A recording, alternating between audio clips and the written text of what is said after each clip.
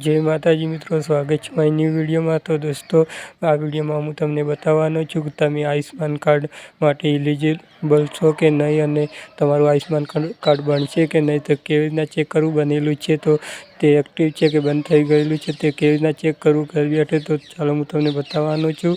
તો આ વિડીયોમાં બનાવી રહેજો। તો દોસ્તો, મારું નામ છે રાહુલ વાઘેલા અને તમે જોઈ રહ્યા છો રાહુલ ઓફિશિયલ ઉમરી યુટ્યુબ ચેનલ। તો આ વિડીયોમાં હું તમને બતાવું છું કે તમે 2026માં તમારું આયુષ્યમાન કાર્ડ બનેલું છે। તો આયુષ્યમાન કાર્ડ શું છે? તો એમાં આયુષ્યમાન કાર્ડમાં તમે 5 લાખ સુધીની સરકાર દ્વારા મફતમાં સારવાર કરાવી શકો છો કોઈ પણ દવાખાનામાં। તો ચાલો હું તમને બતાવું કે તમારું આયુષ્યમાન કાર્ડ બનેલું છે કે નહીં। તો ચાલો હું બતાવું કે બનશે કે નહીં બને। એટલા માટે તમારે આયુષ્માન ભારત એપ ડાઉનલોડ કરી લેવાની છે। આમાં તમારે લખેલું આવશે, આમાં એકાઉન્ટ બનાવીને ક્યાં મેં પાત્ર હું આઈ એમ એલિજિબલ પર ક્લિક કરવાનું છે। પછી તમારે નીચે આવું ઓપ્શન આવશે। તો આ પહેલાં ચેનલમાં નયા હોય તો ચેનલને સબસ્ક્રાઈબ કરજો, વિડીયો પસંદ આવે તો લાઈક કરજો।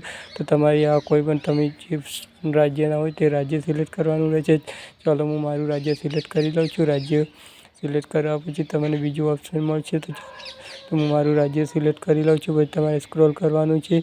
તમે કઈ આઈડીથી આયુષ્યમાન કાર્ડ ચેક કરવા માગો છો, Aadhaar card, ration card, BHA ID કે PMJ? તો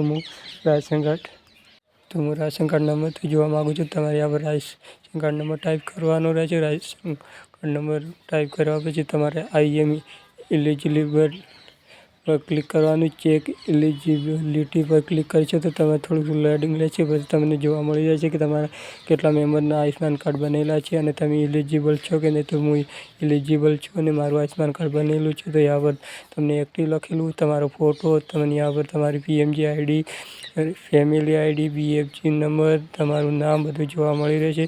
તો તમારે આવી રીતના ચેક કરવાનું છે કે હું એલિજિબલ છું કે નહીં, બનેલું છે તો અહીં તમારું આયુષ્યમાન કાર્ડ જોવા મળશે।